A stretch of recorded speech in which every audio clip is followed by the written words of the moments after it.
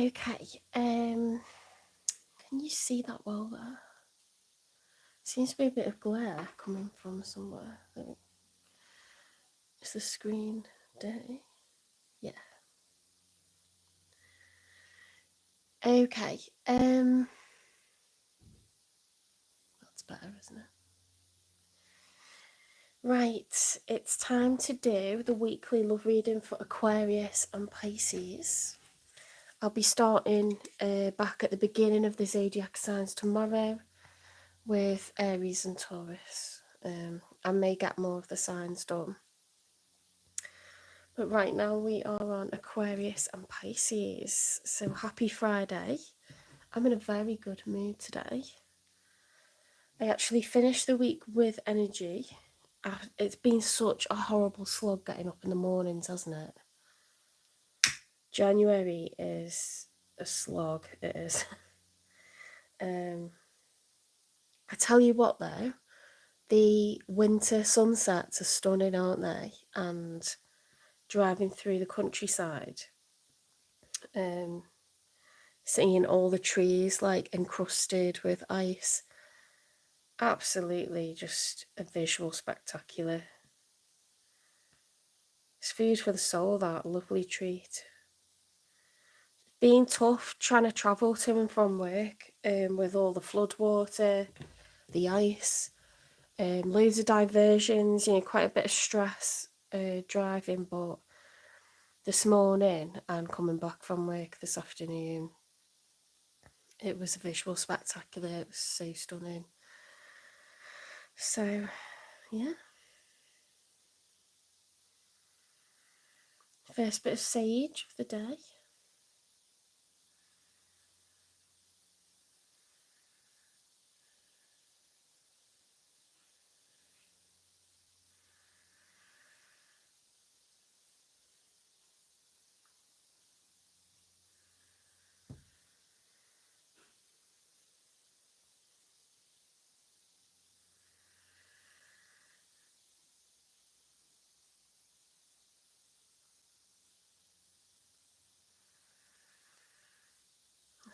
This is like one of those days where I can't really smell the sage that well.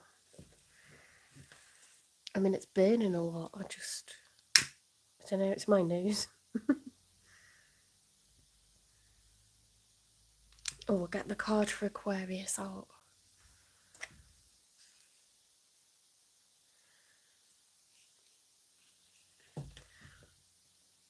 Right.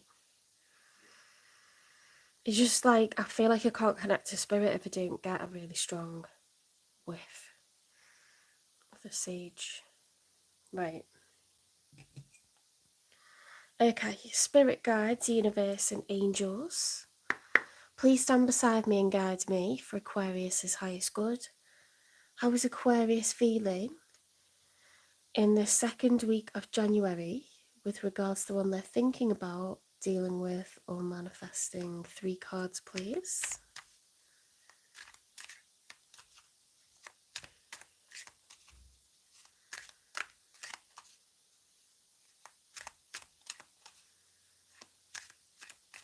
I know what's not right on here. I think my phone's really high up in the holder.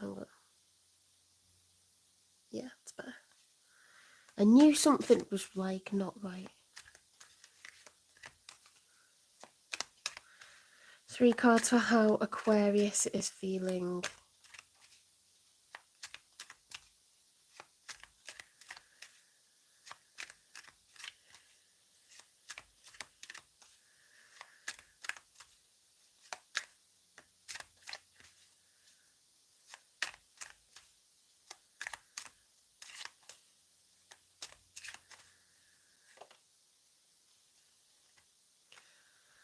Okay, so we've got inaction, the 3 of Wands reversed.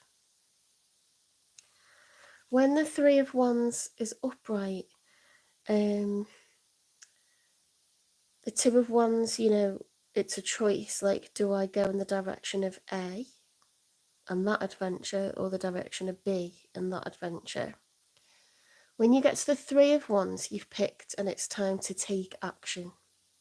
Okay, to put into action like the plan.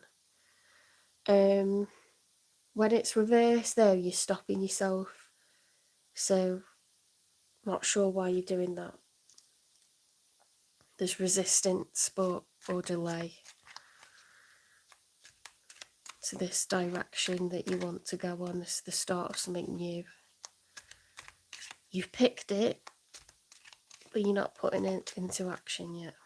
Right, so we've got the Four of Pentacles. You're trying to conserve. Pentacles represented by shields on this Viking deck.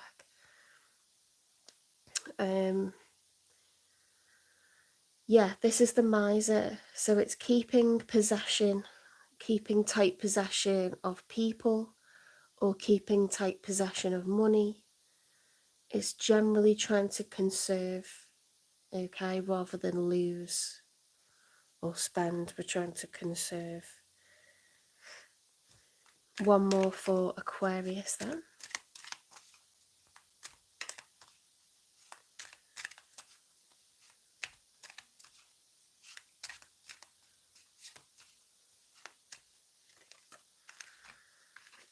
The Hierophant.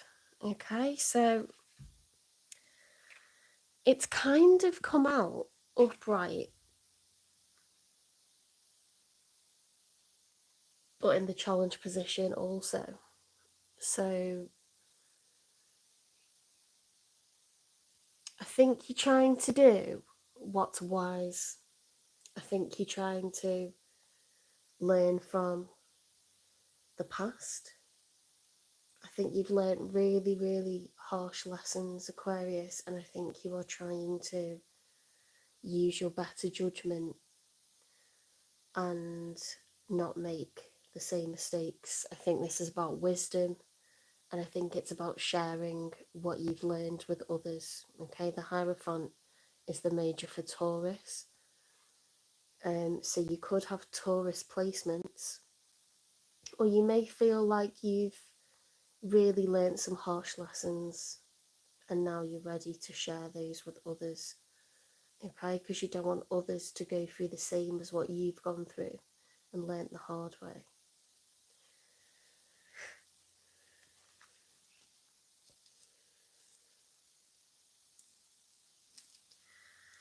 So there's elements of choices having been made, but delaying or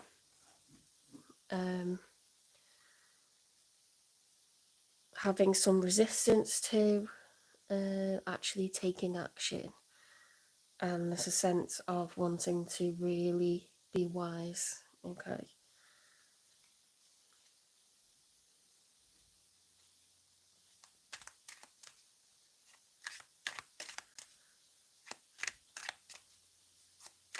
Three for your person then, the one you're thinking about, the one you're dealing with, or the one that you're manifesting.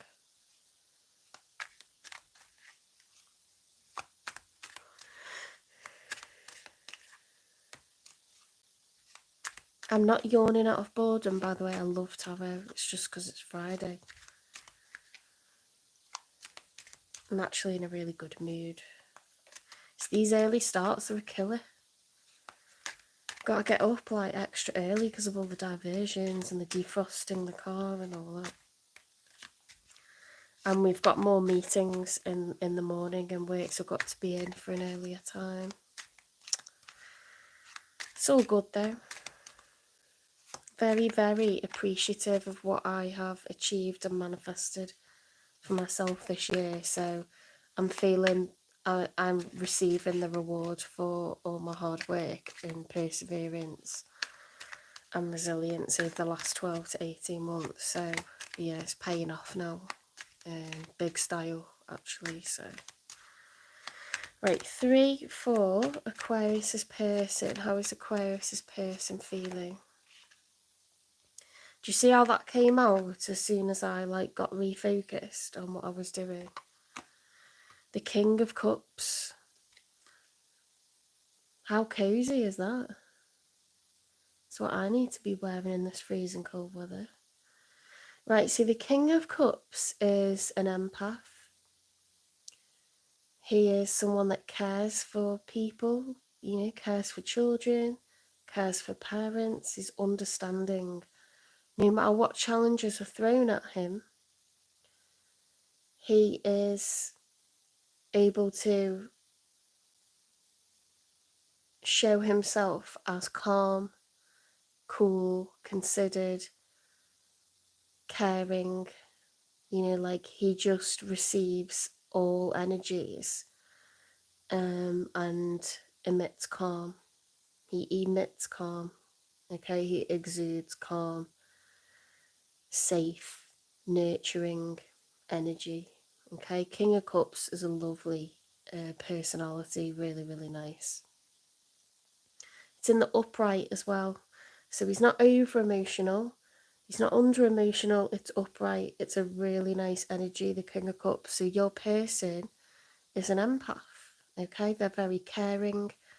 They're well aware that they have responsibilities. People feel safe around them. People feel calm around them. People go to them for advice. They go to them to be understood. Yeah, really nice energy.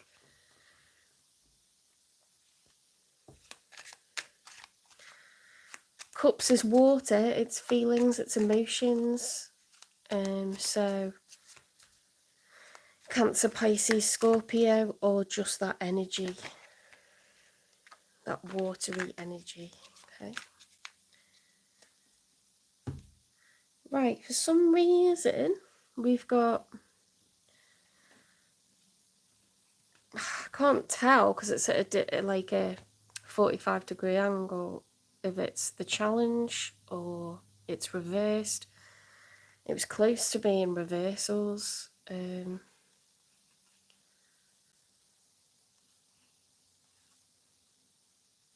It's mad, you know. It's mad, like, the depth of the messages that I'm getting, because Spirit started to challenge me further. And I'm getting cards, like, some of them upright and some of them face down. And it's like two parts to a message, the way you get, like, you know, two clauses in a sentence, like. And then I'm getting, like, combinations and then a separate card, so it's like a separate thing. So yeah, let's have a look at these first then. So we had together the Five of Wands reversed, avoiding conflict. The Ace of Pentacles upright, major new investment. Okay, leveling up something. We've got the Page of Pentacles. An offer is being made.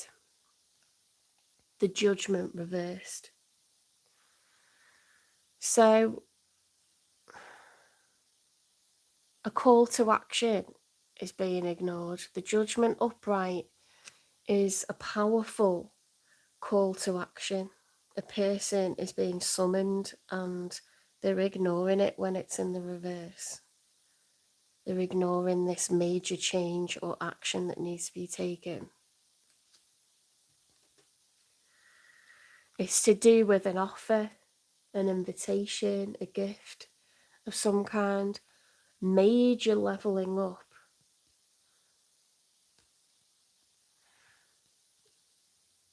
And avoiding arguments, avoiding conflict, specifically like physical confrontation. Ones are physical confrontation or inner conflict, like having mixed emotions about something.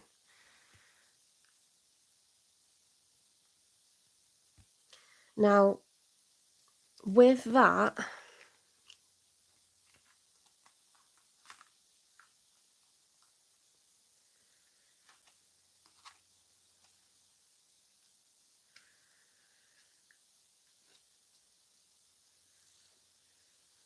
came the Seven of Wands upright.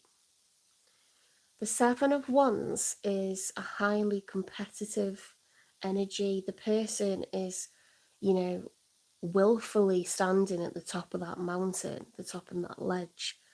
You know, there's a thunderstorm. They feel that they are powerful. They feel that they can endure the wrath of the storm. the wrath of the gods, you know, they will win. It's about being competitive and seeking the advantage, keeping the upper hand, gaining the advantage over others. It's about competition, the Seven of Wands. It's passion, it's adventure, it's having goals, being goal orientated, achievement, success. This is someone that hasn't got success yet, but they're feeling competitive, like they want to take the upper hand, okay, and maintain the advantage over others. So we've got an avoidance of conflict, major investment, some sort of gift or minor investment or communication, wanting to meet up, or and we've got ignoring a call to action and then a major advantage. It's like someone's trying to, if I don't like overcomplicate it, it's trying to be in control. Like all of those cards together kind of sums up the Temperance. It's like trying to stay in control of your practical responsibilities and manage your emotions by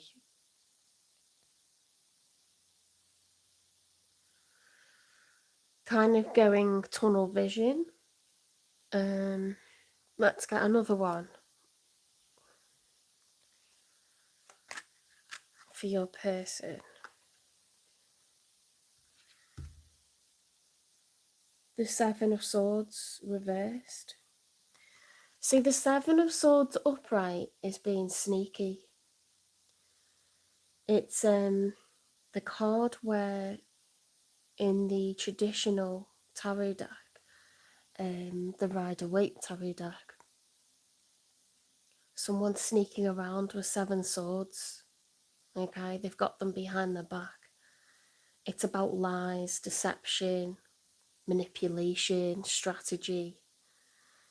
When it's reversed, it's like exposure of lies, manipulation, strategy, or being exposed for lies, manipulation, or strategy. What interesting cards to come out for your person, the one you're either dealing with or thinking about, wondering about, or the person that you're trying to manifest in. They're showing up as very calm, very empathetic, trying to avoid arguments, trying to avoid physical altercations.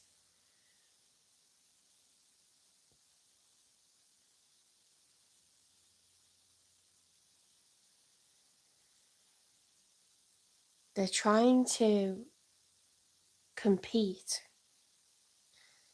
but not in a way that it's going to put noses out of joint. It's like they're competing with themselves financially. You know, they're leveling up financially.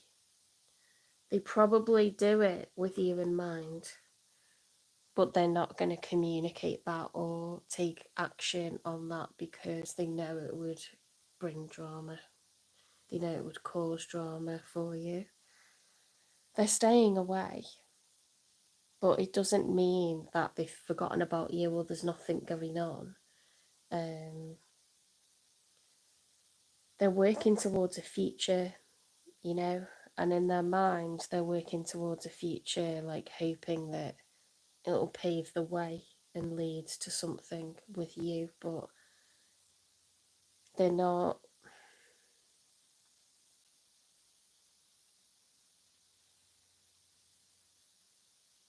going to do anything that makes trouble. They're not going to make drama. They're not going to hurt anyone. They don't want to argue. They don't want to fight with anyone.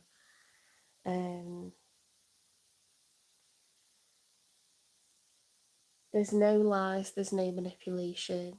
Okay, there's an avoidance of that. They're very straight. This person is very straight. They're an empath.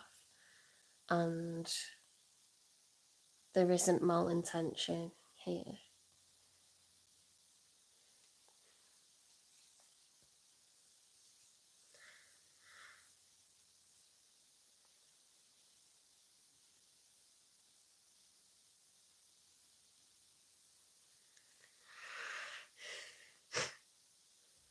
Let's get 3 for the outcome. I don't believe that this person is someone that you're married to or involved with. I think because of the emotions that are coming out, I do think they're someone that you've been away from for a long time. And you might think they don't care about you anymore, or you might be concerned that you haven't heard from them, or wonder like what they're doing. They're basically working away. We've got an Ace of Pentacles here. They're making a lot of money and they are working very hard. They're working extremely hard and they're enjoying it. They're enjoying it. They're competitive.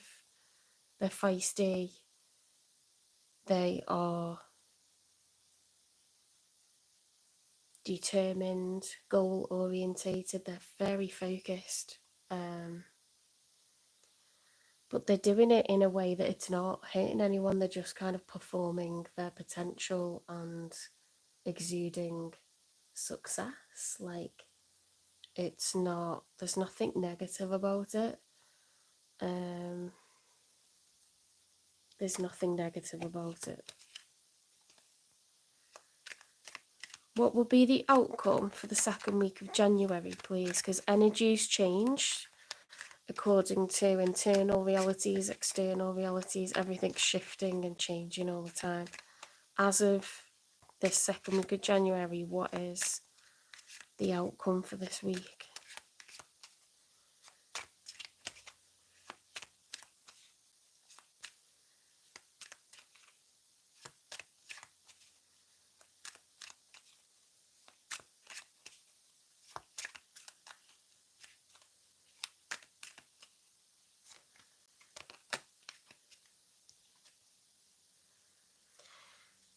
Interesting, the Two of Swords reversed. So when the Two of Swords is upright, there's a block. This person, when the Swords card is upright, they have closed off body language, knees up in front of them, arms crossed over, blindfold on, head down. I don't want to make a choice. I don't want to make a decision. They're choosing not to deal with it. When it's reversed, the blocks are being removed. So that's a good reversal, that one, to get for an outcome. Whatever blocks there were, they're being removed.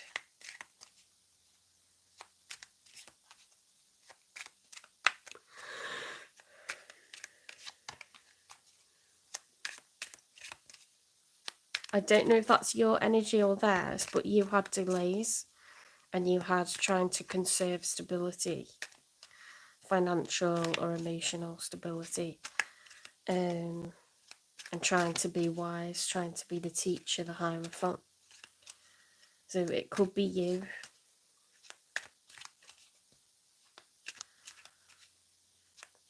I mean, they're trying to not, they're walking on eggshells effectively, this person, and they're very consciously not wanting to make trouble, but they are grafting to like build up their own pentacles, and they're doing really well with it, and they're managing their emotions. They're very calm, very stable, very caring. We've got a Pisces, major for Pisces with the moon. It's in reverse. So in the story of the major arcana, the Fool, with this card, he realizes that he must not be afraid of the dark. He must proceed anyway. Sometimes we have irrational fears, don't we? And we think there's something in the dark just because it's dark and we can't see. But if the sun were to come up and illuminate everything, you'd see there's nothing there, right? So it's important when you're afraid to proceed forward anyway. When the moon's reversed, things are being illuminated, I think. Things that were hidden are going to be revealed.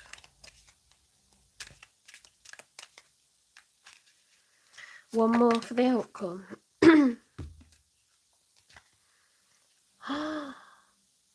Look what's going to be revealed. That you each feel the same for one another, Aquarius. You each feel the same for one another, you and this person.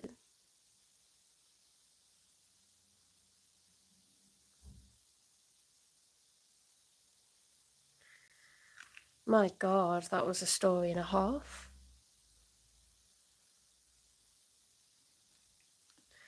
What is it that this person loves about Aquarius?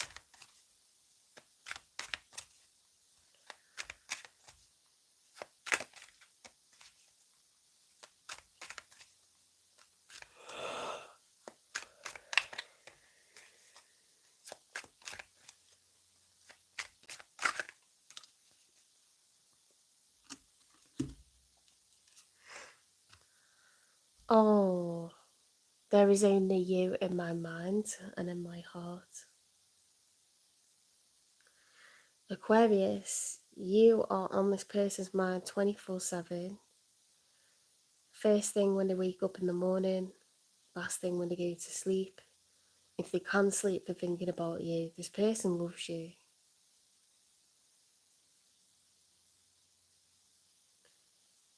How you feel about this person, they feel the same way for you. Okay?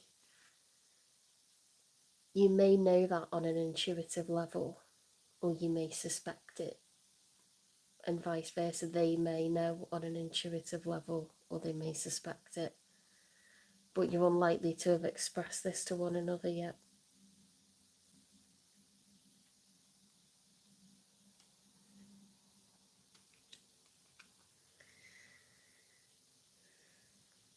The blocks, the challenges that have been self-imposed on both sides to preserve, to conserve, to avoid drama.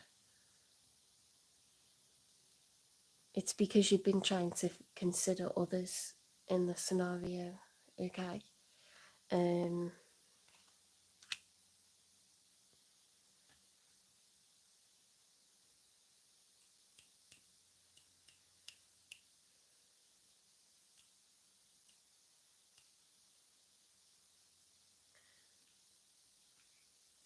What's the nature of this connection, please?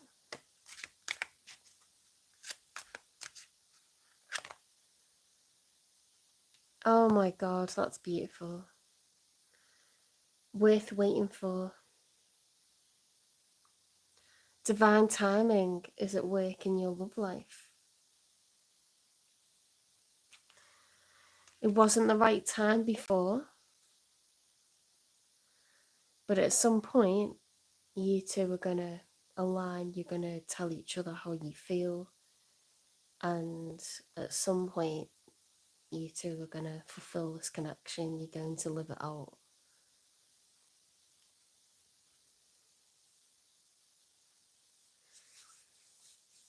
There is only you in my mind and in my heart. Wow.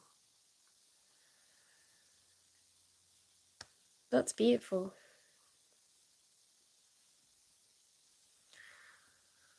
Why does this person have the Five of Wands reversed? Why did they ignore the call to action? Why did they try to override their own feelings? Oh my God, are you joking? Give it time. Everything in divine timing. Let things flow.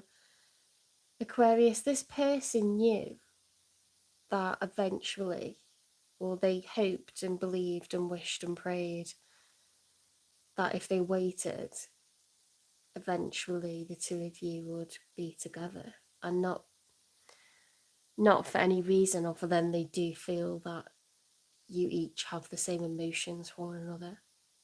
This is a divine union, and Spirit's confirming twice that there's divine timing at play. It wouldn't have been the right timing before, and this person knew that. Seems like you knew it as well.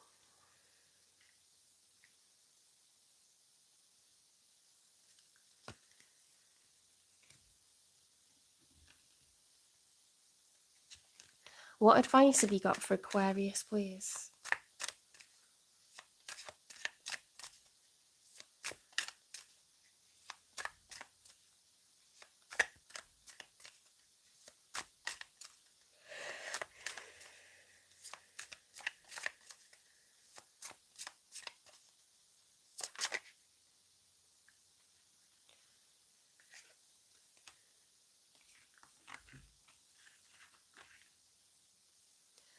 Optimism. After each rainstorm, there will be clear skies. Stay optimistic, Aquarius. Spirit urging you. No matter what storm you have to go through, Aquarius, you've got really, really good days coming for you. Better times are coming. Okay? It's worth going through the storm to get to the good shit. Treasure Island is waiting for you.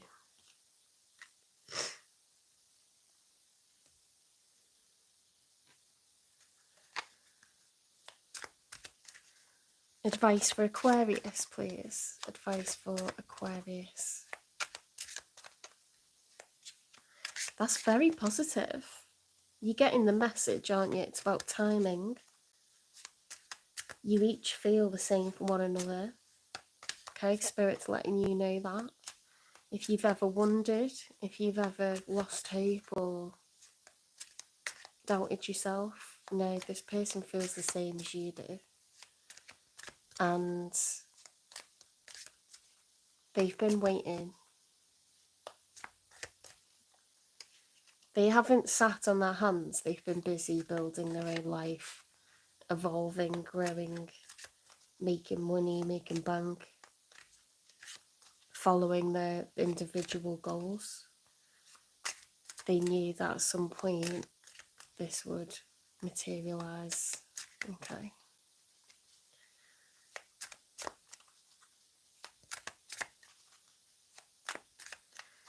It's not in a cocky way that I say they knew. It's like when you recognise a profound connection, something that you just don't get with everyone.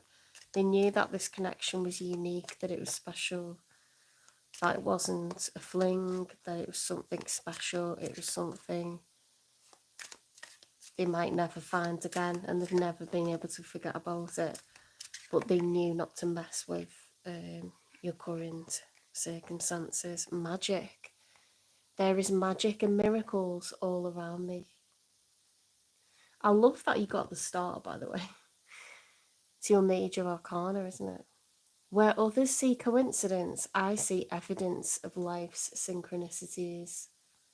I love filling life with wonder and magic. It's way more fun that way. I love this for you. How positive is this? Spirit's giving you your wish. Spirit's telling you to be optimistic, telling you that when you get through the other side of this storm, beautiful days are waiting for you.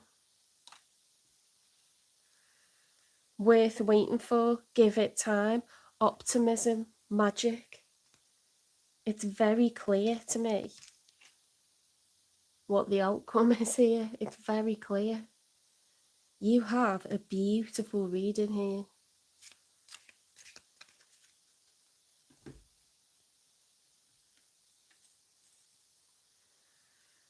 There is only you in my mind and in my heart. They honestly, like, no one else exists then but you.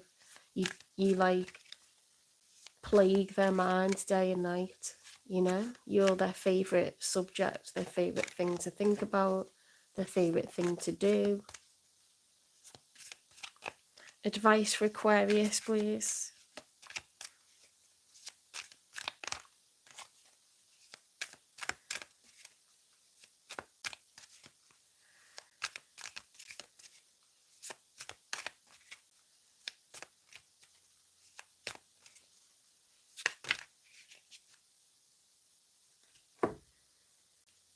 Oh my God. This is such a beautiful reading. You got the Two of Cups as the outcome. You each feel the same for one another. Divine timing, magic, optimism, worth waiting for. Only you in my mind and my heart, then you've got sacred contract. Follow your sacred contract to fulfill your soul's mission and purpose. You two agreed to a contract in the 5D. Okay, this is already written, this is gonna happen. It has to be fulfilled. Okay.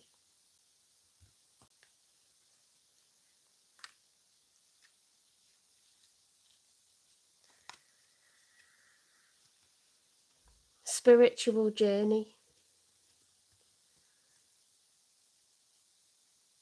Explore the deep connection within the universe on your spiritual journey.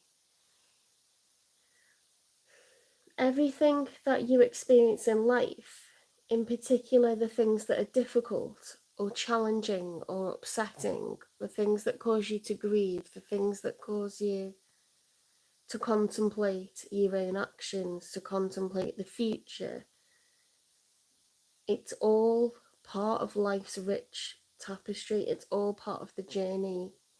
The twists and the turns in these paths, you know, the curveballs of life, the things you never thought would happen, the things you never imagined yourself doing or being. This is part of how we evolve. Life isn't meant to be just a straight line from A to B. It's not meant to be that.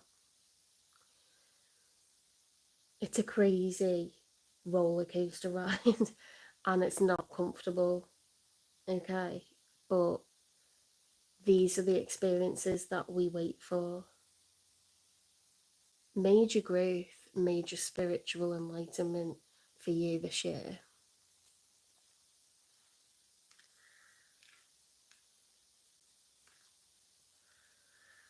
Language of the cosmos.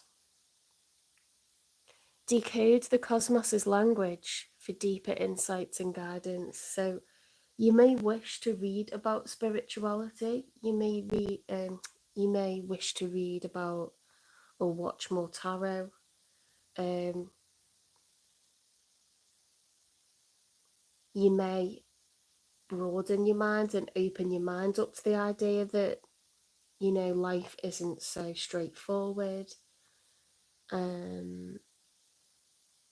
You may change like current perceptions that you have on what's right and wrong, whether love is made to last forever, whether there's a reason that it doesn't, what are the reasons that we have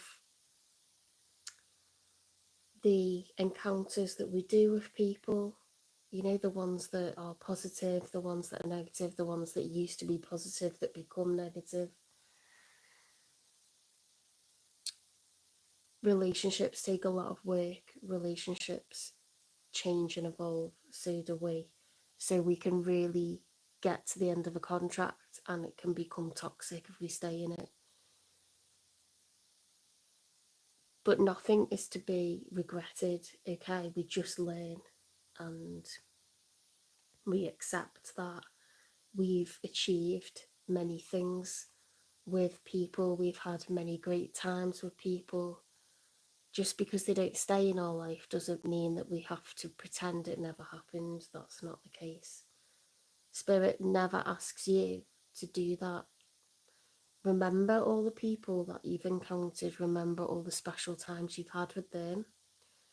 Remember all the things that you really didn't agree with that have happened that other people have done, you know, and think about the reason behind your actions, you know, like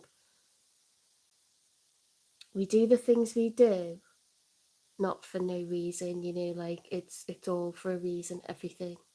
So try to suss out the journey that you're on and accept it, don't resist it, because every human being on this planet is far too intelligent to just ignore calls to action, to just ignore change, to ignore, you know, we will be judged, and ignoring your own growth and invitations for personal advancement. You know, that's a mistake. It's foolish. It's ignorant. It's being afraid. You have the spiritual green light here to like proceed. Okay. There's no confusion here. It's plain as day.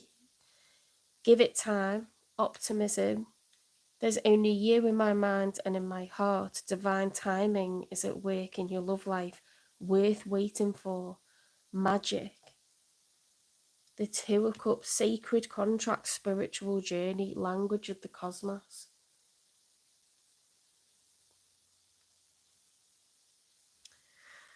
An example of the reason why we have different encounters is if you're someone that's incredibly vulnerable, and I'm not applying this to you, I'm just saying, you learn to draw boundaries around yourself after dealing with a narcissist, but before dealing with a narcissist, maybe you had very weak boundaries.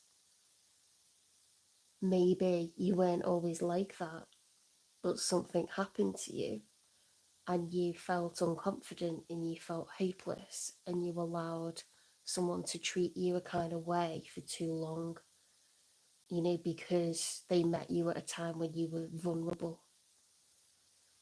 And it gives an unfair power balance, and a narcissist can sense weakness.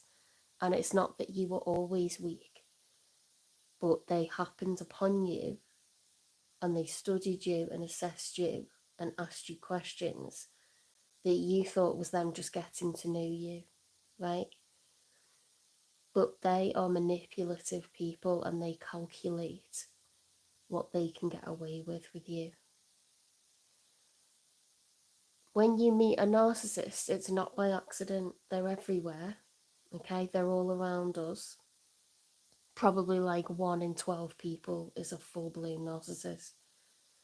They will lie, they will cheat, they will steal, they will have their family and friends operating for them.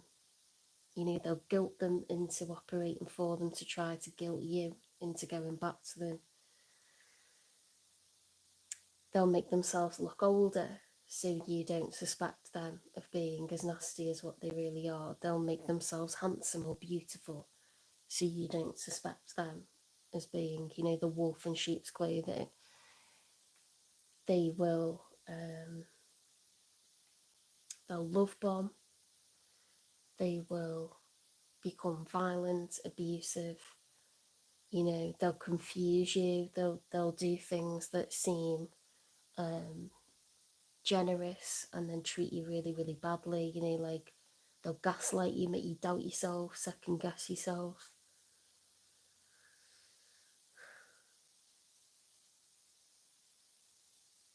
People in particular change after marriage, okay? Because sometimes they're putting on that lovely front and then they change after marrying you.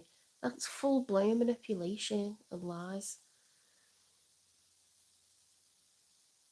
It's not your fault that you got treated that way, but it's not good to stay in it. When you recognise that for several months someone constantly brings drama, someone constantly is crying, they're constantly having tantrums, they're constantly requiring large amounts of money, you know, they are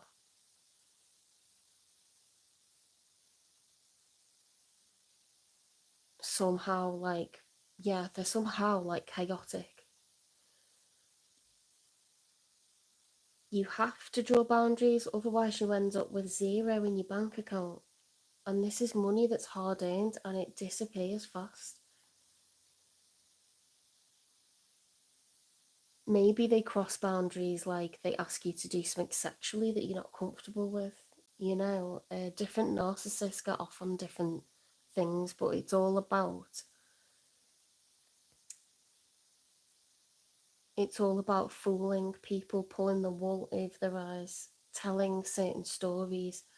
They'll flip the script and say that you keep asking them for money, and they'll tell that to all their friends and family and colleagues, and they're doing that about each person to everyone else. So it's a big tangled web, like a spider's web of lies. And when you start talking to each other, you work it out, and then you catch, the narcissist at what they're doing, and you call them out and you cut them off cold turkey. But often when you look back, you were in a vulnerable state of mind when that narcissist fell upon you and happened upon you. They got to know you by asking you certain questions, and you were very open and honest and well adjusted, and they probably saw that in your family photos, in the way that you look, the fact that you have a very stable job. This is a person who's very unstable. Okay, so in this example, a narcissist is a survivor. They're someone who tells a lot of lies, but they're not very clever with it, because eventually they get found out. Because they use the truth and they flip the script. So you start putting, the stuff together, and they're not able to be stable for long. They might be able to have a job for a while, they might be able to have a relationship for a while, but it all, they fuck up big style because they break every law. There's not a law, there's no boundary that won't be crossed with a narcissist. They are very unaware of what is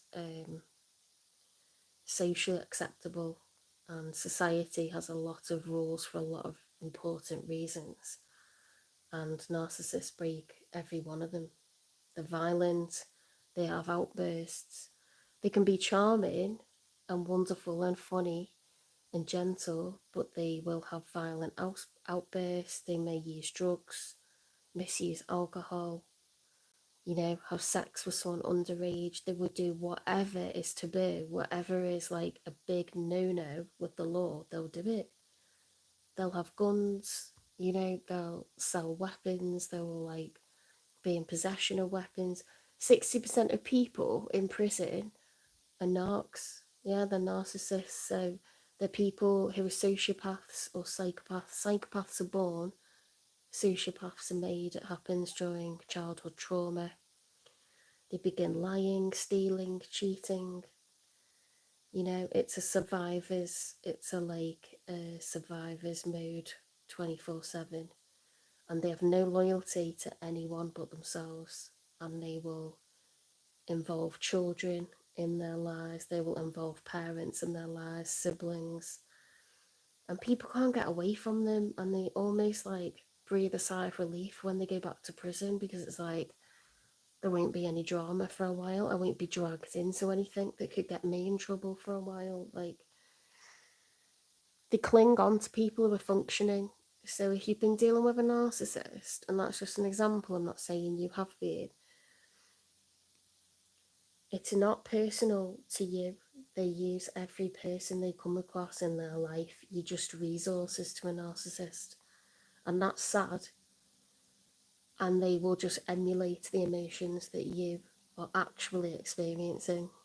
They just tend to reflect back to you different emotions that they've observed other people, but they don't really empathise with you at all. So they don't feel bad doing the shit that they're doing to you. They genuinely don't. And that's why they don't stop doing it. You have to get them out of your life. So what I'm getting around to is spirit will put connections like that in your life, toxic ones, to force you to draw boundaries for yourself, to protect your own safety, your own bank account, your own peace.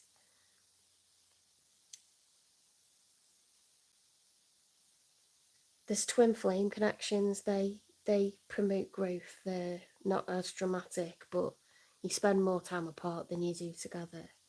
But when you're together, it's amazing. The chemistry in terms of personality, beautiful. The intimacy and the sex is one. It's not. It's emotionally loaded sex. It's love making. It's beautiful.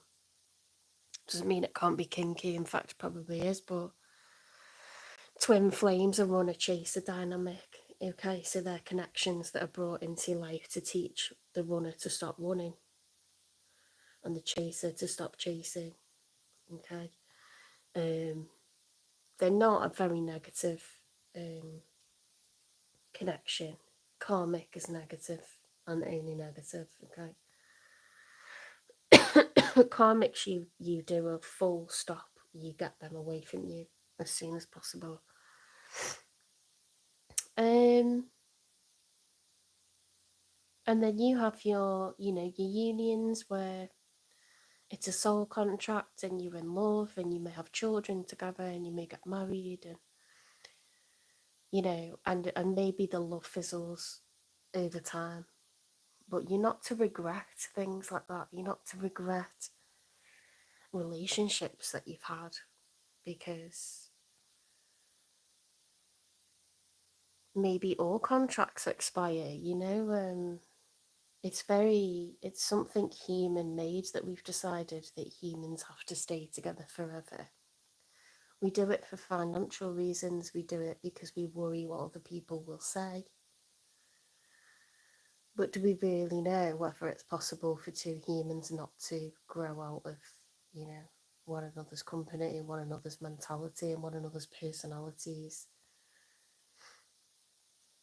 I think we have to grant each other permission that if we sense and we fundamentally feel a connection has come to the end of its life, we have to grant them permission to leave that. They shouldn't have to even ask,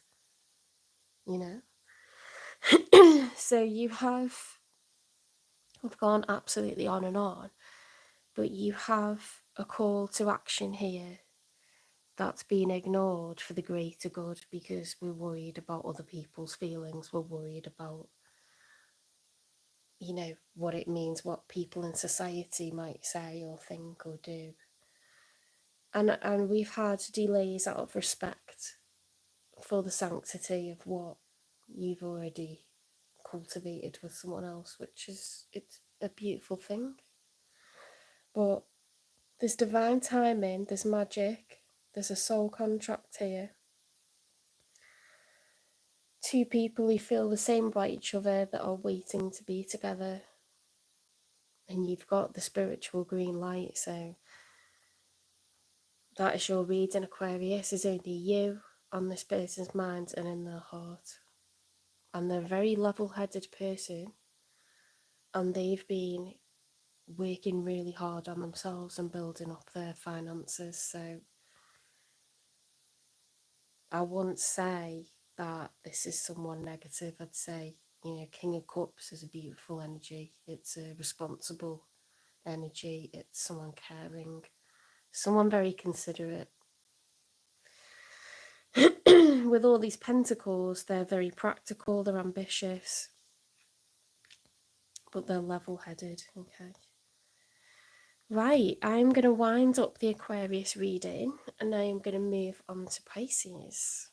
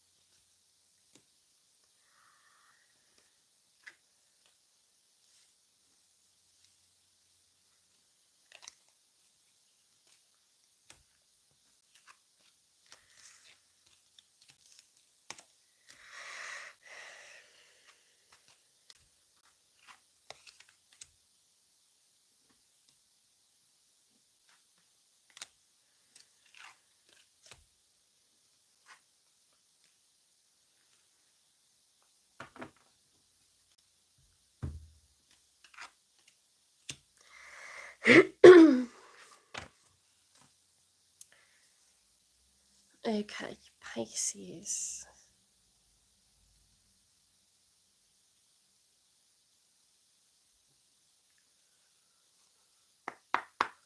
Spirit guides, universe, and angels, please stand beside me and guide me for Pisces' highest good. How is Pisces feeling in the second week of January 2025 with regards to the one they're thinking about dealing with or manifesting? 3 cards, please.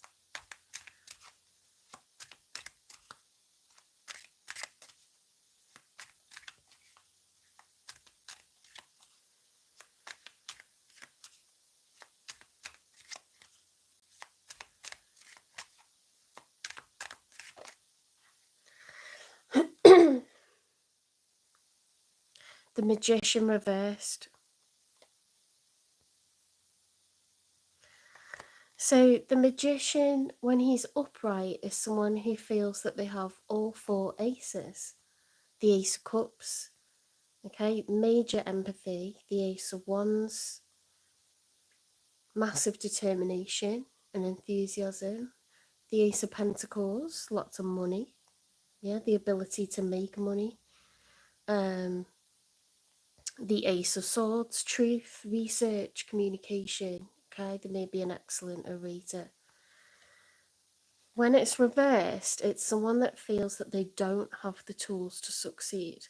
So at the moment, Pisces, you don't feel that you have what it takes to make something work or go to the next level. So let's see what else comes out.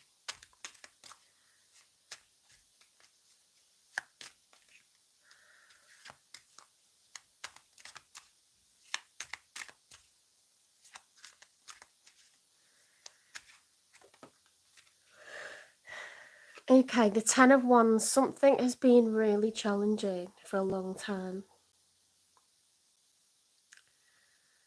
The Ten of Wands, the good thing about that is it's the end of a cycle. Each wand represents a burden, something that's really like being thrown at you and you've had to like endure a lot, okay? So no wonder you feel like you haven't got what it takes to like make this work. There's only so much you can take, isn't there, before you collapse with exhaustion or you get frustrated, you start to lose your sense of humour. You know, something's just so frustrating, unbelievably annoying, upsetting that it's just not funny anymore. Like, you can be strong for too long.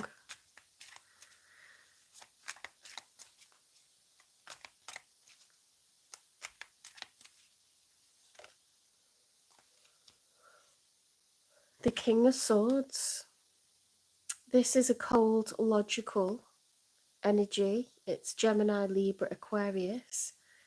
He's upright, okay? So he's not necessarily being nasty. It's a king is someone who's very considered, very intelligent. They do their research. They're a fantastic orator, speaker, writer. They can think on their feet. Very, very charming. Okay, so in the upright, it's just brilliant communication, but it's someone who's able to cut through the crap and they won't take any nonsense either. Okay.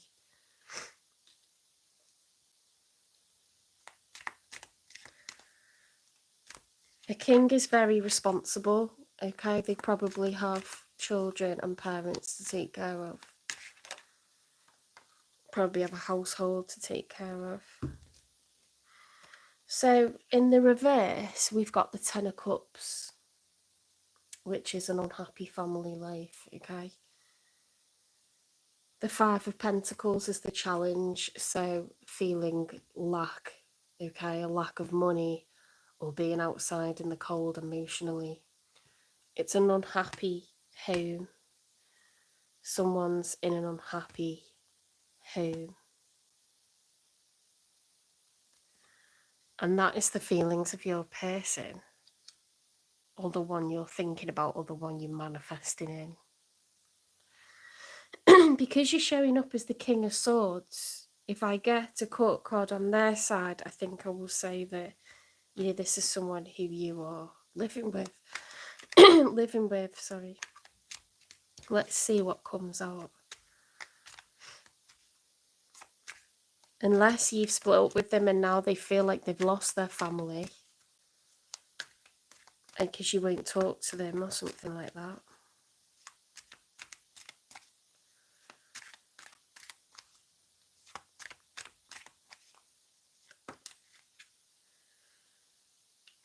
Eight of Swords, mental entrapment.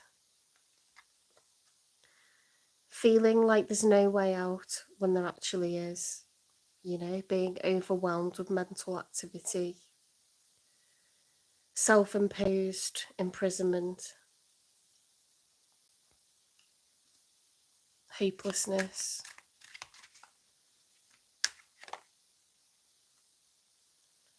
Oof, Ten of Swords. That is like heavy, isn't it? Ten of Swords is like very upsetting, overwhelming mental activity. They've gone from the Eight of Swords, like self-imposed imprisonment, to the Ten of Swords. Nine of Swords is like, I can't sleep at night. I'm afraid, I'm worried, I'm stressed. Ten of Swords is like, there's no coming back from that. Like, in the traditional tarot deck, the Ten of Swords is like, someone literally got swords down their back, you know, or stabbed all down the front. Like, there's no coming back from this. So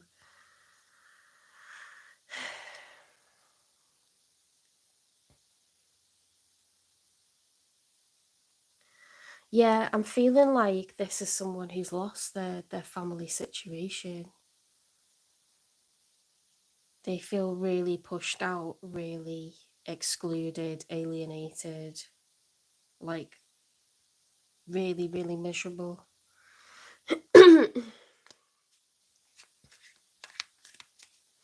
Let's get 3 for the outcome, please.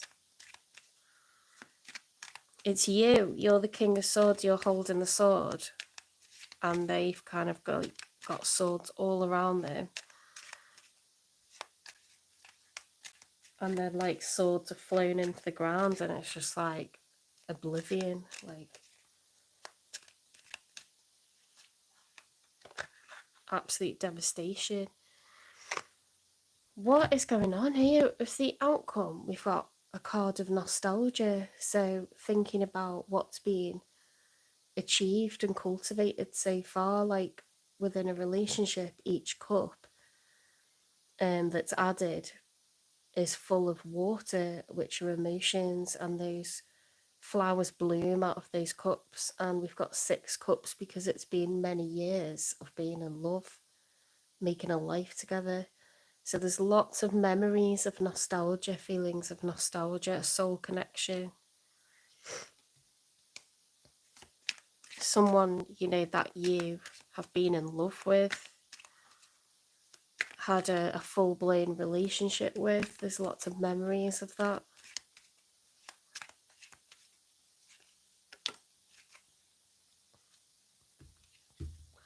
The Empress upright. So your person could be a Taurus or a Libra. They're showing up as the Empress. The Empress is all 4 queens, so she's the same status as the Emperor. So you hold this person in very high regard, whether they're male or female, isn't determined by the character on the card. Okay, the Empress is a nurturer. She's a provider. She's abundant. She's abundant with beauty, abundant with love, abundant with money. She's intelligent. She's a visionary. She can create from zero as many times as she needs to, wherever she is. She has everything she needs within her. She's all 4 queens, okay? So you hold this person in incredibly high regard. She's the Empress upright, so this is how you view her in the outcome.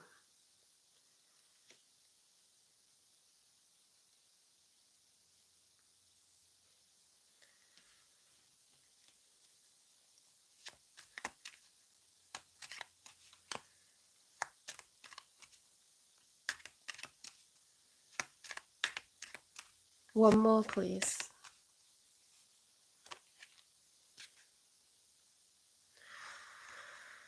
Ooh. The 3 of Cups can speak of third parties, okay?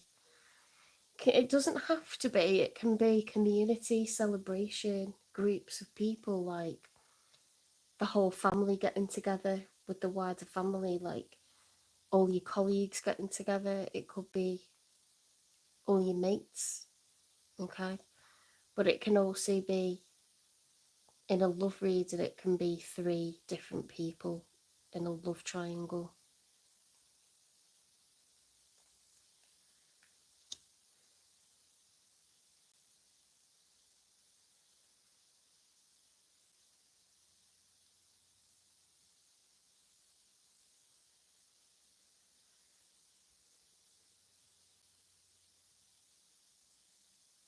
It's a very upsetting reading, actually, because we've got the Magician reversed, that's depressing. The Ten of Wands, that's depressing. The King of Swords, cold, truthful. There's blood on the sword, you know, he's able to kind of cut the crap and go head over heart. And on the other side, with your person, they've got the Five of Pentacles, the Ten of Cups reversed, it's depressing. The Ace of Swords, depressing. Ten of Swords, depressing. Why on earth, in the outcome, if we got a married couple with the Six of Cups, and then married couple or long-term relationship, possibly with children, possibly living in a home together, the Empress and the Three of Cups, it feels like there's a lot of unhappiness here and potentially a love triangle.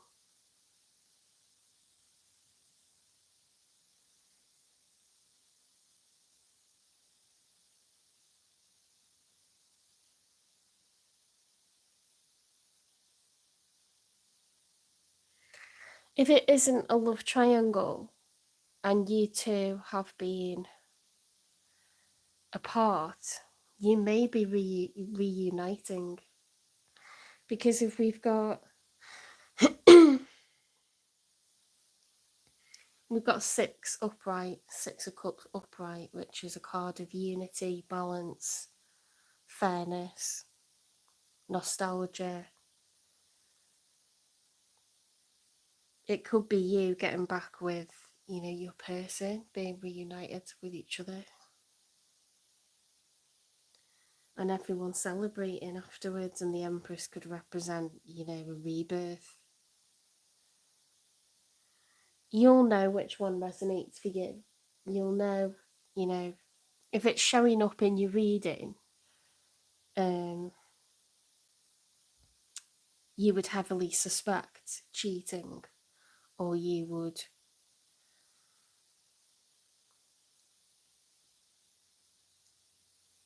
be aware of cheating.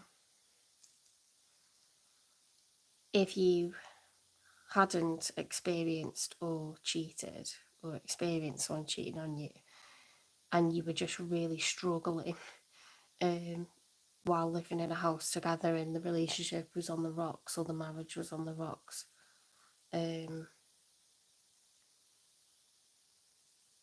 it may be that you are, after a period of separation or really struggling to be in the same place as one another, it would appear that it's a very happy outcome, that you're reuniting, that you're having a rebirth of that loving connection.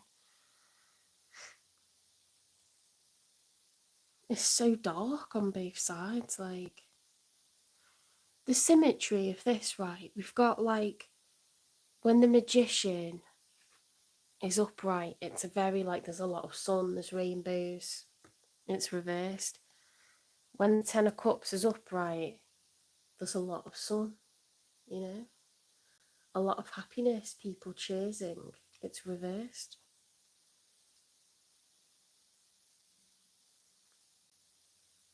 I don't usually clarify your feelings, but I'll clarify theirs.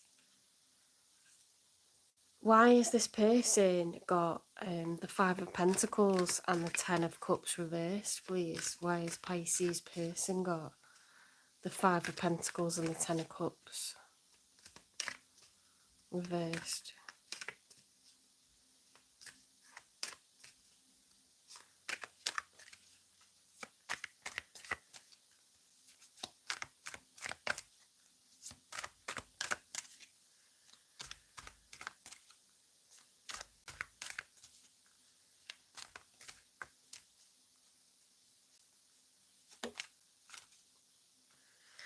Fire sign, Aries, Leo, Sagittarius.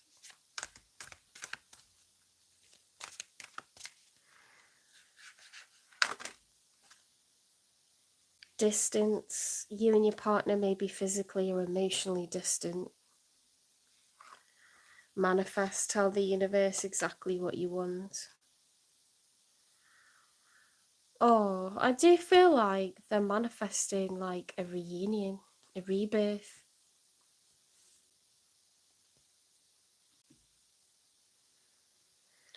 What's the nature of this connection, please?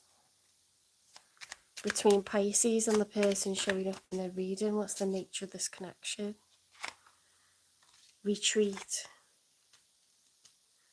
It's time to disconnect from the world. It does seem like, it looks like a married couple on a honeymoon, that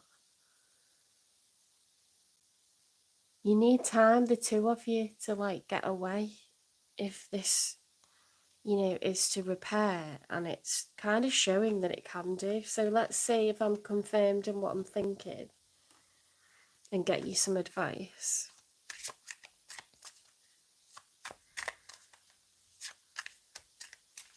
What's your advice, please, for Pisces when it comes to this reading?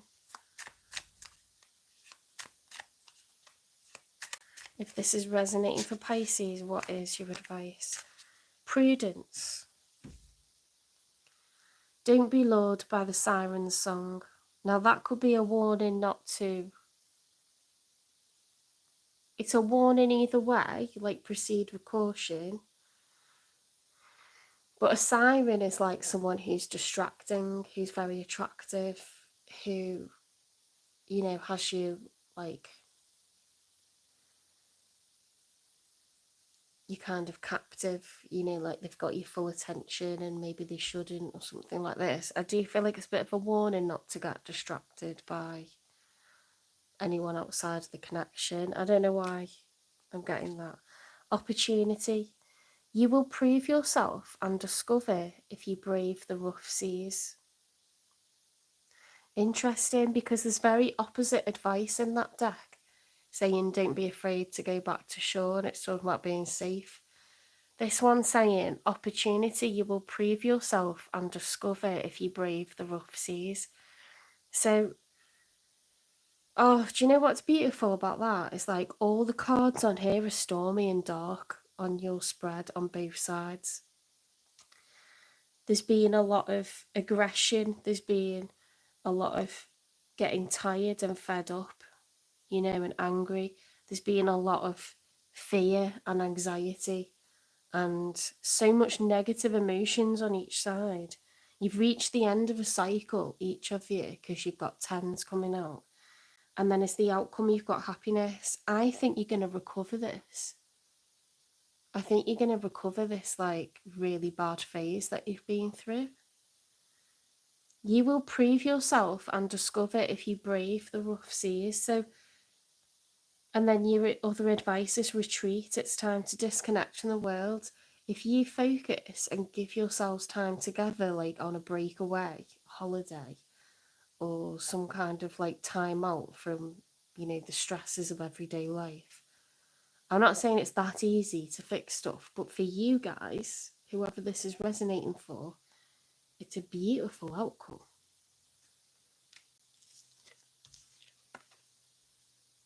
That is someone you've already had a relationship with, okay, that you've created beautiful memories with, many, many beautiful memories.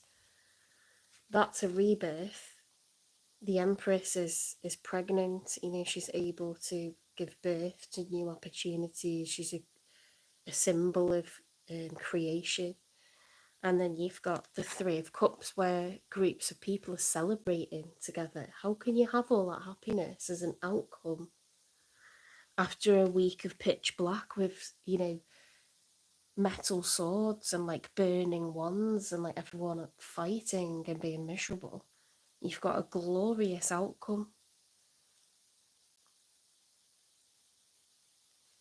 Opportunity. Brave the rough seas. Fire sign, distance, manifest.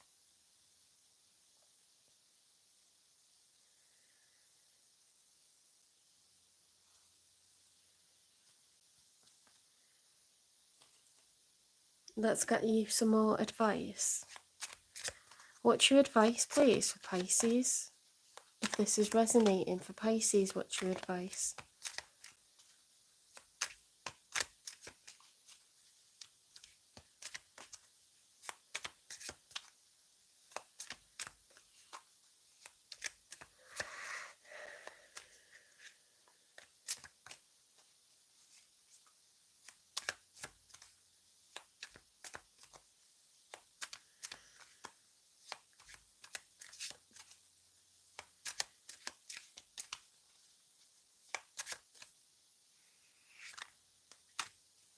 There's a lot of advice here. Inspiration board. If I am ever feeling down or bored, I spend time creating a vision board to place in my home.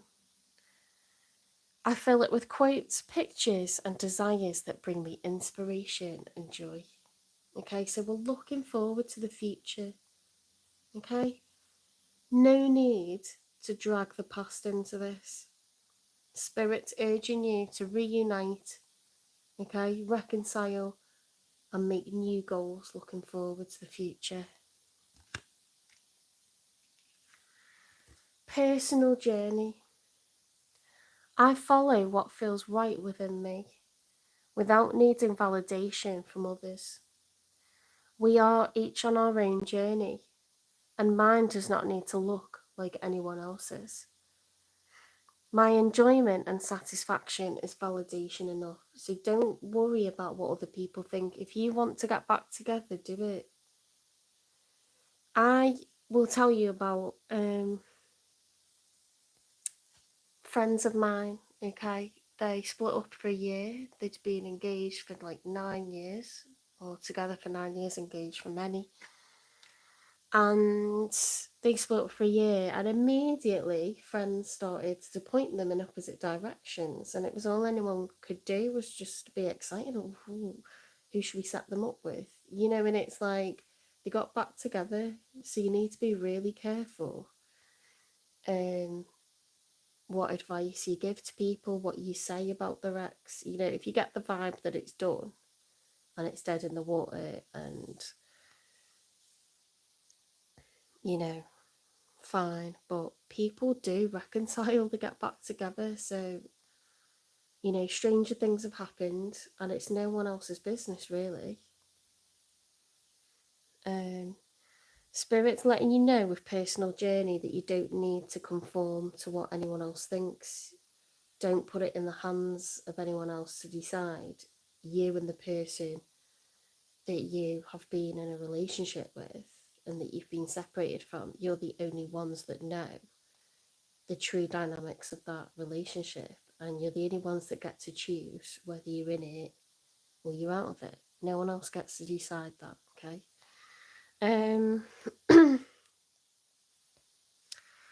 It's not personal. People's reactions or opinions of me are really not about me at all. People tend to project their own insecurities or fears onto one another. So when someone speaks unkindly to me, I'll remember they have something going on that has nothing to do with me. Okay, so if someone judges you really harshly, it may be because they're feeling particularly strongly about that issue at the moment. You know, maybe they're judging someone else that did it to them, or they're judging themselves for behaving that way.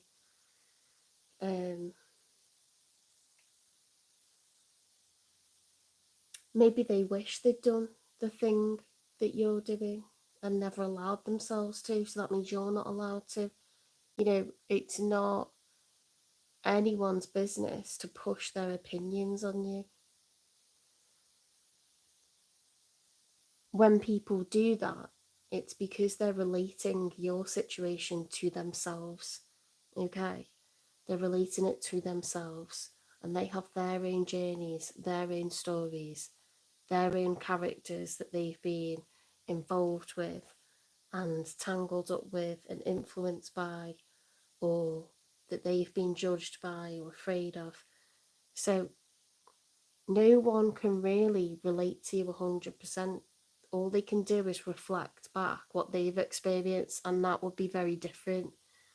In their scenario, they could have been involved with someone who was married, and the married person went back to their partner, their husband or wife, and they just felt really used and tricked and deceived. And then another person could have an affair, and the person, is having an affair because it's fully over with, their partner, but they just don't want to upset the children. And then so in the future, they end up actually committing to the person who's the third party. When people say once a cheater, always a cheater, or it's never acceptable to, to cheat, or it's never this, or you must never divorce, or, you must never abort a baby, or you must never do this, or you must never do that. They're very harsh judgments. And we've all been younger, and we've all said, I'll never do X, Y, or Z. And a lot of us have got older, and we've seen people do X, Y, or Z, and we've done X, Y, or Z, and it gets harder and harder to judge, and you kind of see the grey area in life more and more. Not everything's so black and white. We grow up thinking everything's Disney, and that you have mum, dad, and baby, and it's all straightforward, and it's all beautiful, and there's never a problem, and you get married, and everything's perfect after you get married. Life doesn't work like that, okay? It's messy, it's full of ups and downs, it's full of challenges. Relationships come to an end, and marriages are just relationships with a piece of paper, okay? So I'm not saying don't take marriage seriously. I'm saying if you recognise that, that's staying together when you know that someone's not in love with you anymore, or you're not in love with them, or it's mutual. If you recognise that you're doing that because of fear of being judged, or for practical financial reasons, practical financial reasons, that's not a reason to stay with someone, is it? You need to be in love with each other, and you need to be respectful of one another, and you need to think, I'm living my best life with this person. Everyone deserves to feel like that. No one deserves to stay in a situation they know they're not happy in because it suits everyone around them, and they get to keep everything how it is because that makes them feel better, because it's not their relationship, and they can damn well get over it. And oftentimes you don't survive when you try to put a sticking plaster over stuff. It implodes anyway. So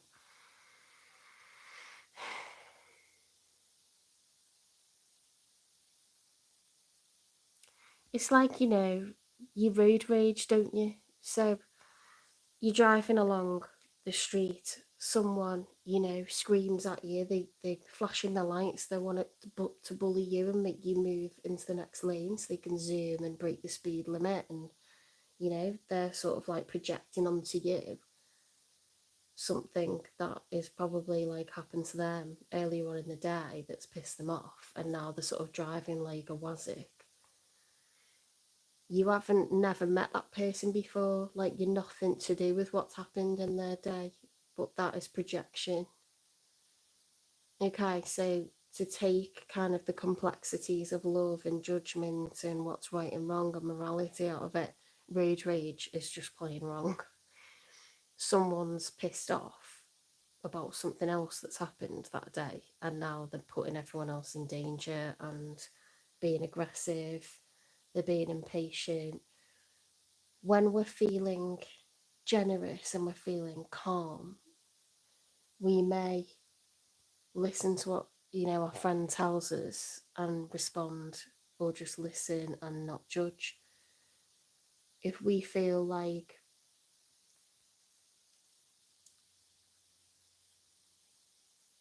we relate to their situation as the other party, or we feel like we've been in their situation and it didn't work out well for us, then we may judge them and say, oh, you're foolish for doing that, or you're silly for doing that, or more fool you. But that's assuming, it's making an assumption that what happened to them is going to happen to you. or no one can know that because they don't know the person the way that you know them. They probably don't even know you, you know, as well as what they think they do. But even if they're right, they shouldn't judge. But no one can really know, can they? Their job, if they're a friend, is to sit and listen, because if you're cheating or something like that, it's because you're unhappy. And when people do things like that, they're trying to manage so much. They're trying to manage the kids' feelings, manage the partner's feelings, manage the parents' feelings, manage the siblings' feelings. They're trying to think about everyone, you know? And that's a lot of burden to carry. It's a lot of burden to carry. I'm not saying they're victims, but people cheat when they're unhappy. The only people who kind of like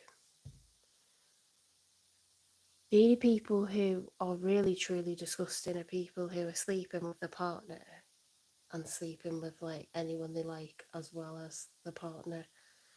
If you know like you've grown apart but you kind of keep up the pretense of being a family living in the same house, but you're not really sleeping together anymore, you don't really connect like that anymore.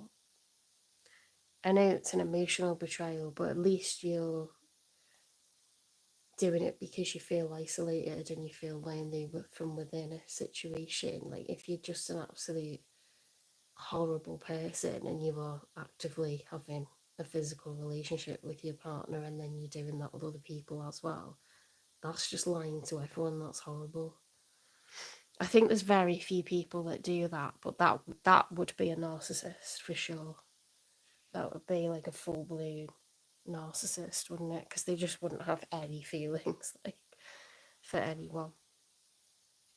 And often when people cheat, they do feel guilty and they do try to carry the weight of like everything, and that's why they're not leaving the family situation because they are trying to think about everyone. I know it doesn't seem like that, but as I get older, I kind of understand and see things in a very different way. I really do.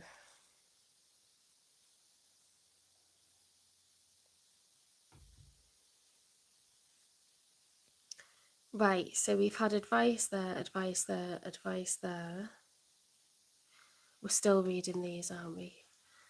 Expressing love. Today, I notice the things I appreciate about the people in my life. I take a moment to send them love and to wish them well. My love is infinite and it feels great to express it.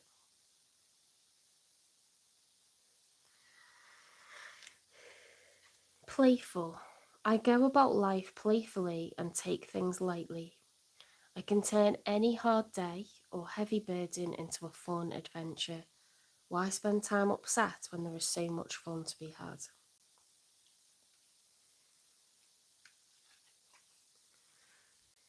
Intentions. Today is a fresh start.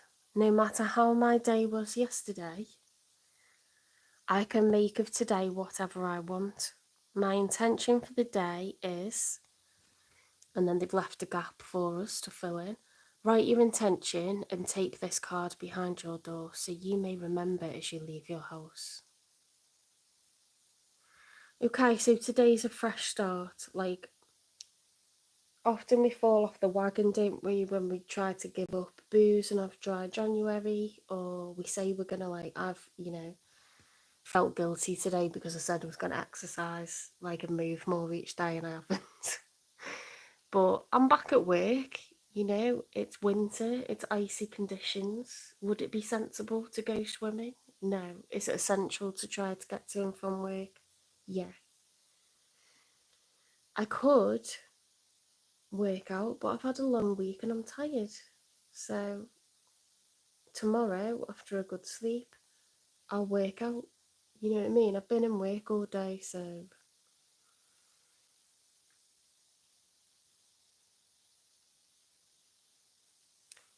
it's also that time of the month for me. So I never feel great working out when it's like that's icky, it's not nice. And yeah, it's like back at work, and I've had a lot of stuff to deal with, a lot of challenges to overcome. I deserve a rest, right? So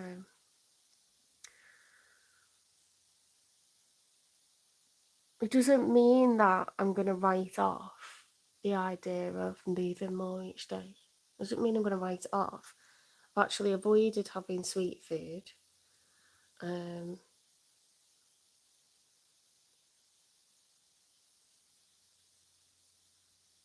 So at least part of what my intention is true, but it doesn't mean that I've failed, okay?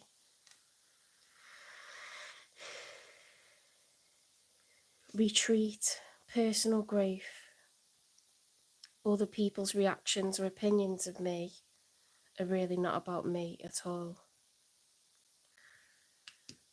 Today is a fresh start, no matter how my day was yesterday. Inspiration board, if I'm ever feeling down or bored, I spend time creating a vision board to place in my home. It feels very much like, do you know when you're not in a point of your life or a phase of your life that you're kind of happy with, or you're not in a position that you're happy with, and it's going to take some work to kind of change things, but it's important to do things like protect your peace and manage your emotions and get focused and excited about what you want for the future. It feels very much like, yeah, we've got manifest, haven't we? It feels very much like I know things have been shit, and I know that cups have been spilt, and I know you've got, all these like heavy emotions, but there's so much to look forward to. In life, we've got opportunity, prudence. You could look at Don't Be Lured by the Siren Song as a reason not to get back with someone. Because maybe, it's tempting to just reconcile, because then people will go, well, that's easier. That's nice because you haven't got to split up the assets now.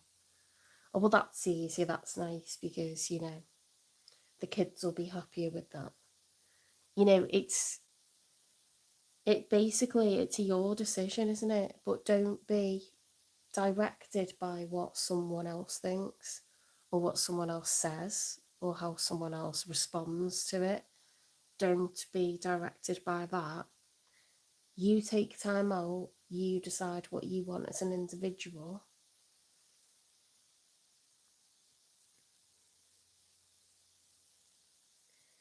Be thankful for what you have got, because there are people around you, there's individuals that are there for you no matter what you decide. And at the end of the day, you can't make someone else be with you. So no one can make you be with them, and you can't make anyone be with you. So if it was mutual and you were both unhappy apart, you both wanted to get back together, do that. If it's mutual and you both want to separate, do that. Because you can't really control what someone else wants to do. But Spirit's advice for you, Pisces, is like, brave the rough seas. Don't be lured by the siren song. Do your best to manage your emotions, cheer yourself up, get optimistic about the future, what you can achieve solo or with someone else or with this person. There is so much to look forward to, but you need to, I don't want to say grow a thicker skin, because that's just rubbish, because that's like denying feelings. But when other people judge you, it's about them. That judgment is them projecting stuff onto you, so don't let that be your like guidance, okay? You've got your own internal guidance system, your tummy, your mind, whatever is like giving you the most peace of mind, the most excitement about the future, whatever you feel in your heart you really want, go for it.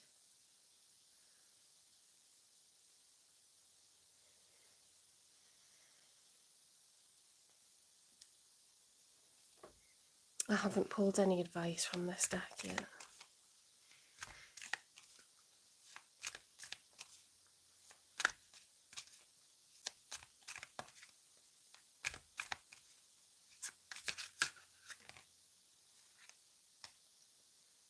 Stellar energy. Channel star energy to activate your inner light and strength. Stars, energy, radiance.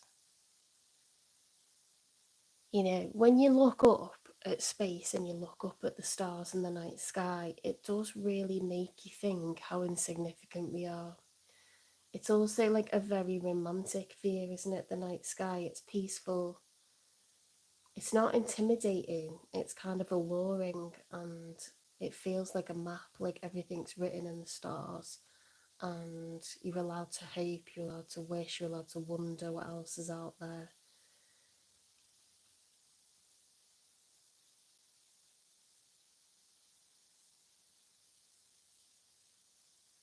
People have traditionally been guided by the stars, navigation systems, astrologers, animals. We have it in religion. It's very much a symbol of ambition, hope, optimism. You've got to have ambition, hope, and optimism. Allow yourself to have those things, okay? Don't be lured back to something because it suits everyone else and less people will judge you. Don't be lured by someone who's got negative intentions towards you and just likes the idea of being kinky and screwing around. Just try to follow your own internal navigation system. Manifest. Have a really good think. What do I want for myself? What's going to bring me happiness in the future? And then say it out loud. Say it so your spirit can bring it in. Ask your angels to bring it in for you. And in about a year, I'm telling you, major things will start happening.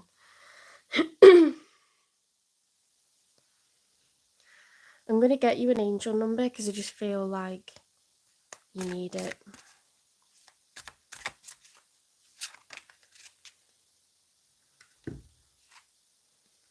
1001, spiritual awakening.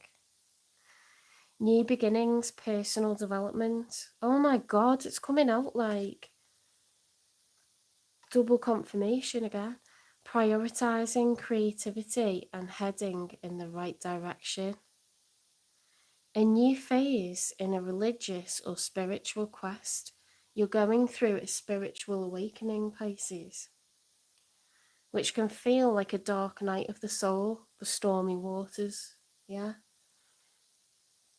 You're on the path to enlightenment, and this too shall pass. That's beautiful. That's really caring.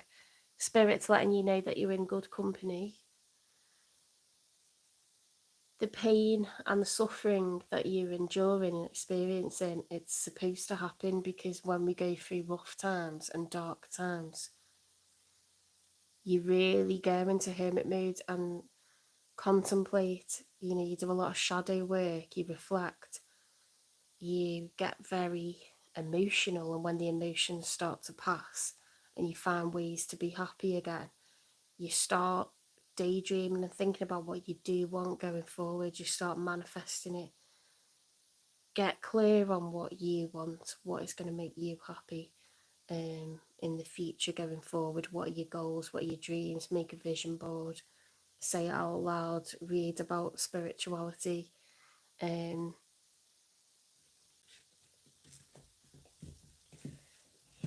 Read this book by Kevin Hunter, A Beginner's Guide to the Four Psychic Clair Senses. You can get it off Amazon for cheap. When you read about spirituality and the chakras and the angels and the different clair abilities that we all have, at least 2 out of the 4, okay, you just start believing that you can manifest the life that you want, your dream life.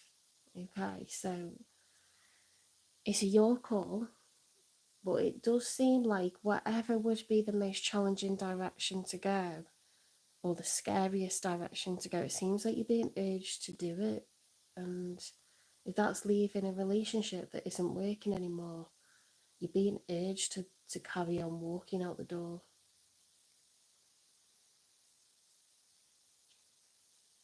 It's very much talking about starting over. You know, there's big messages on personal growth, starting over, being thankful for the people that are supportive to you, getting clear on what you want, manifesting it in. Manifesting means saying, I really want to get a full-time job. I really want to get a house. I'd love a house by the sea. They're quite general, very large asks. You know, I would love to be in love. I want a person with these qualities. You can start to make it a bit more refined. But what you can't do is say, I want, you know, Richard, or I want, I don't know, Eli, or I want Debbie. You can't pick specific people and make them be with you. But you can say, do you know what, I'd love someone who's reliable. I would love someone who's got a really great work ethic. I would love someone who's got a cracking sense of humour. I would love someone who can just make great conversation about pretty much any topic. You know, like they've got a brain the size of the planet.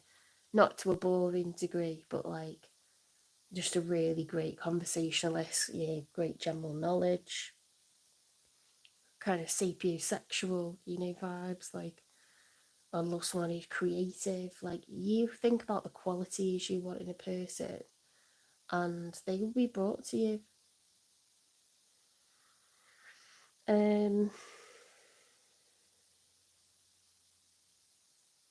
Say, like, you know, I would love a house. I would love it to be in the countryside. I would love it to be at the beach. Spirit, will you like bring me a workplace that's going to be supportive, you know, to me, like understand me, be patient for my growth, encourage me, you know, and show me like it's okay to make mistakes, and like be forgiving of the fact that I'm new to something. Like, you can manifest in like anything you want. You just can't make any specific person be with you, you know. You can also really like visualize like a person, what you'd like them to be like, or visualize a house, or visualize you doing a job, your dream job, or whatever it is. You've got to do stuff in the 3D reality. So like if it's a job, you know, you would send out applications or join an agency or get a consultant um, to sort of like help get you recruited. You do things in your 3D reality, but you ask the universe out loud. And if you ever say 1111, it's a time to quickly say, without thinking too much, what one thing that you really want. You know, it's like asking Santa for a present. Like, whatever the one thing is that you really want, ask for it then, quick. You know, while the clock's on 1111. It has to be when you've accidentally glanced at the computer or the car or your watch and it's 11:11. You can't sit and sort of wait for it to turn 11:11. But if you happen to glance, and then a few days later you glance and you get 11:11, it's doing it on purpose. It'll be like a few times in a month that it happens. But that's when you kind of, by reading about spirituality, by meditating, by doing something, watching more and more tarot, you agreeing that you sort of recognizing that source is a real thing, that the universe is abundant and what you ask for will be given to you. when Spirit sees you working hard on yourself, Spirit rewards that and meets that halfway, but they don't know how to reward you if you never say what it is that you want, right? Santa doesn't know what to bring you unless you write a list. So yeah, think of it like that. Santa for grown-ups. Right, I've gone absolutely on and on. Take care, Pisces. Things will get better. Okay, and I will see you in the next one.